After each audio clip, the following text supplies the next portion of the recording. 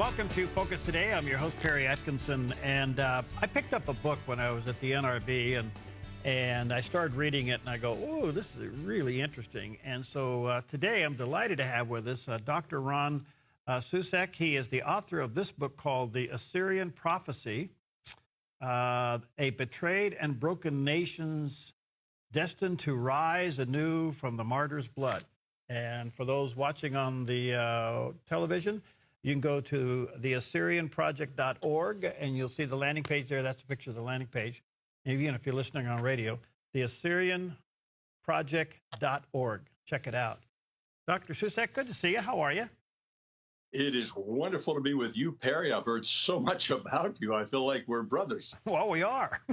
Yes, we are. Thanks for your time. What made you lead to write this? What led you to write this?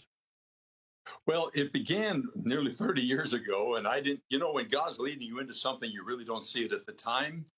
And I remember some 30 years ago, I was sitting in my study reading the book of Isaiah, and I came across this prophecy that didn't make sense for one reason.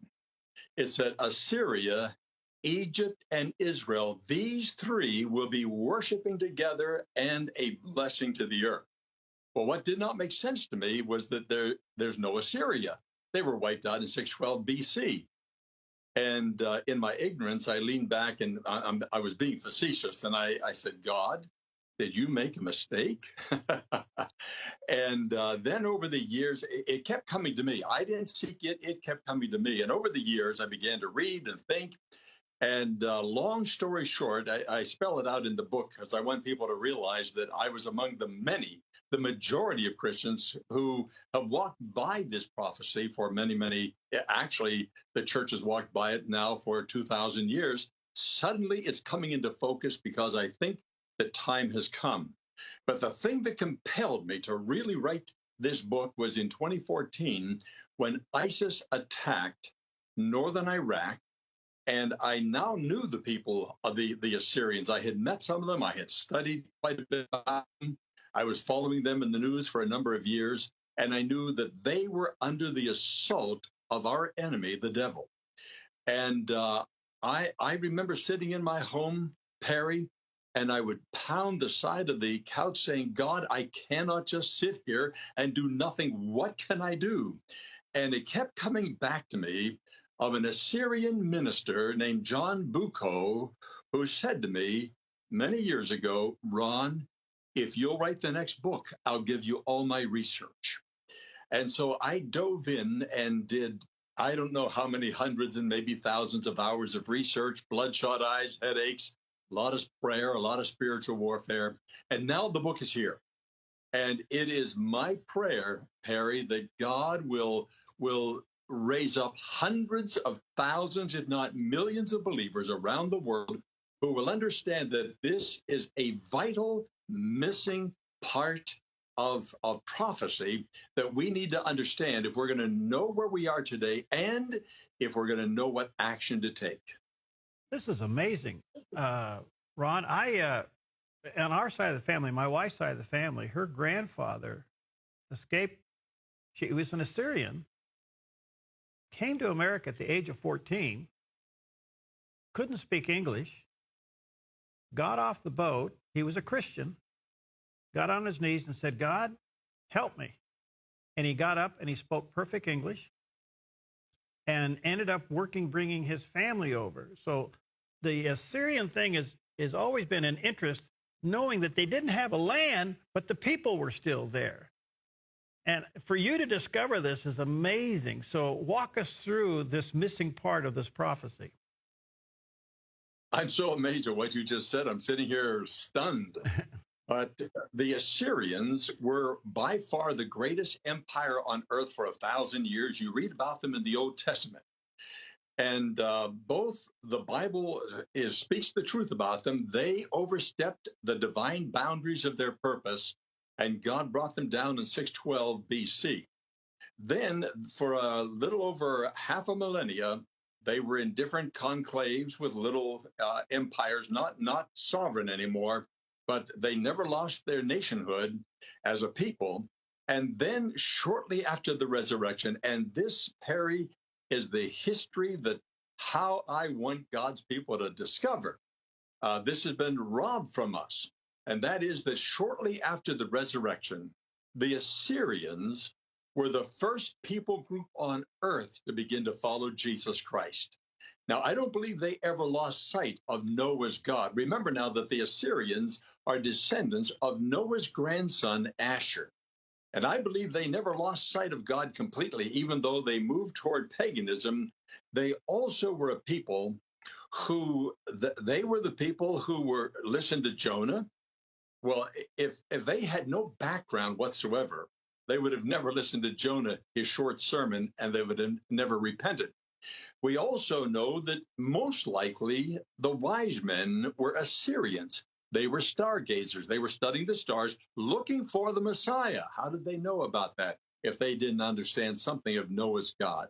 And then also, there's great evidence that Abraham was Assyrian. So they have this rich, powerful, biblically entwined history. And then shortly after the resurrection, they became believers in Jesus Christ through the preaching of Thomas and Thaddeus and Bartholomew. And they became the greatest evangelistic force on earth. There are no records to match it. They put a Bible in one hand, a loaf of bread in the other, and with bare feet, they started across Asia, and they went from Mesopotamia, northern Iraq, all the way to China. And Marco Polo wrote about seeing them in the high courts of China. Their priests were there, and the Chinese called them the luminous religion. The luminous religion, because they were spreading with what our history books call the Dark Ages, which were not dark at all. They were spreading medicine. They had the first major medical center on earth. They were spreading philosophy, Socrates and Plato and others. And they were preaching the gospel, and they swept about 60 to 80 million people into the body of Christ. That's a history that we have long lost. But when Satan saw that, he rose up and pounded them into the ground, and they became the most martyred church on record. How then did the Assyrians today get the image that they now have, which is anything but Christian? Lies, distortions. The evil one is a liar and a murderer, and he has lied about the Assyrians. He has murdered 2/3 of their nation at the end of World War I. But they also are a people that, if you only read the Bible in the Old Testament, you can develop perhaps a bad attitude towards them. The Bible is absolutely accurate, 100%. However, they were not barbarous. They were not evil. They were overly disciplining nations. God raised them up to be his rod to discipline disobedient nations.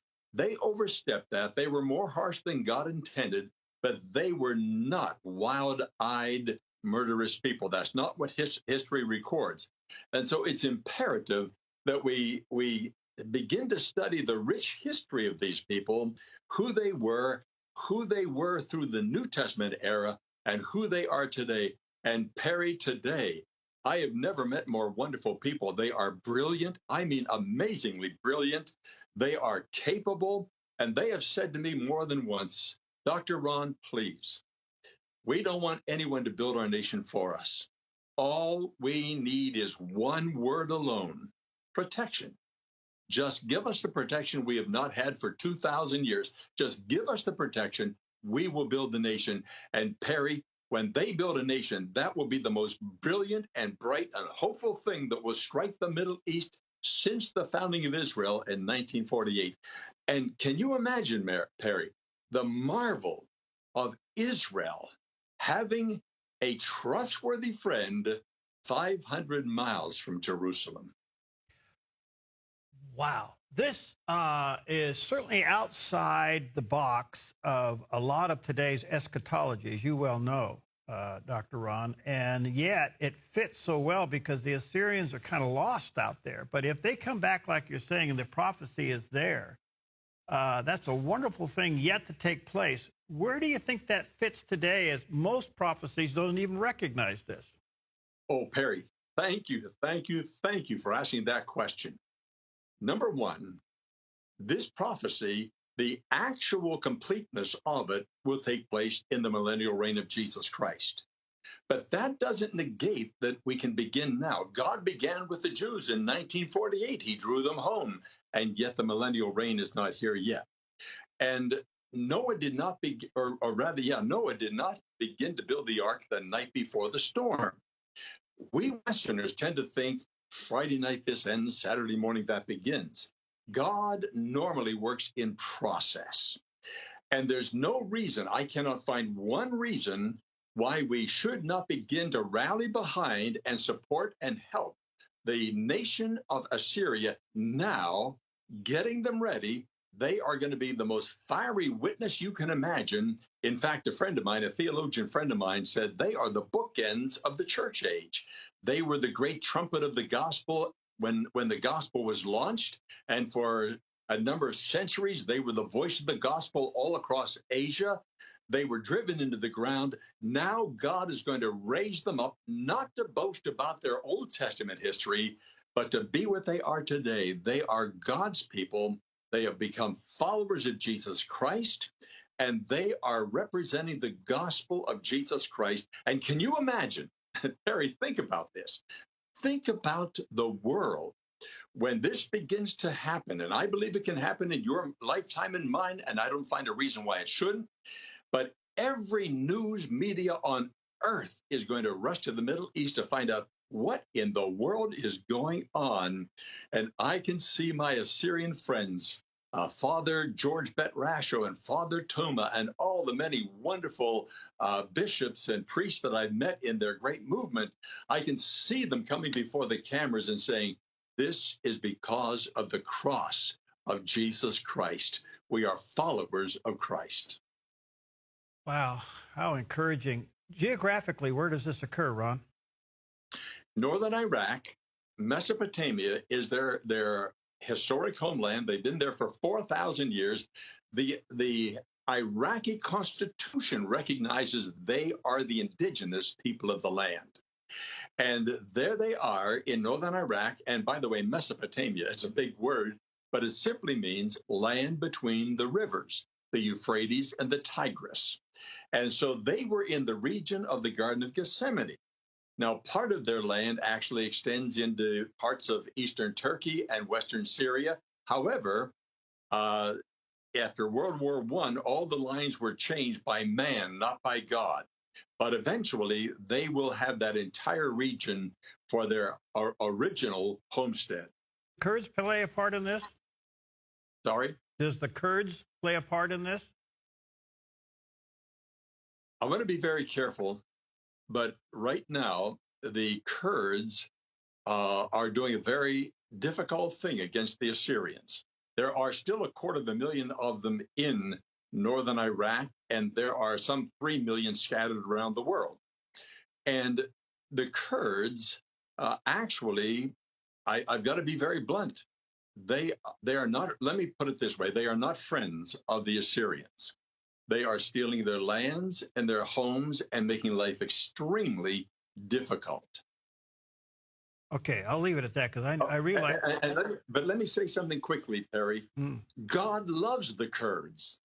He loves every nation of the world. He loves all the people.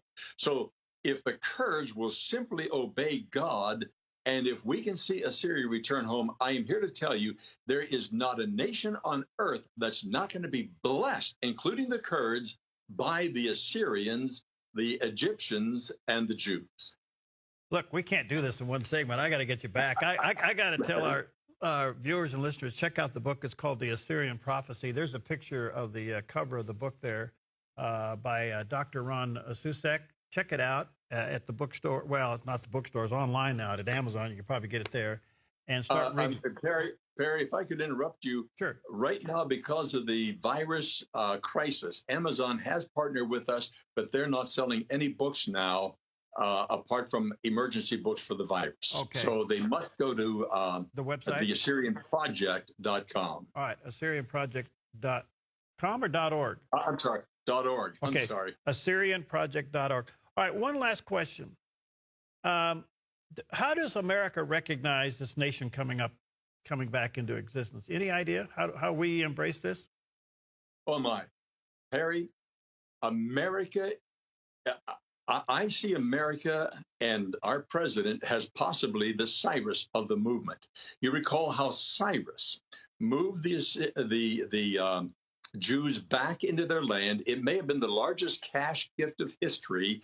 They gave them military protection while they rebuilt their walls and their temple and were restored as a nation.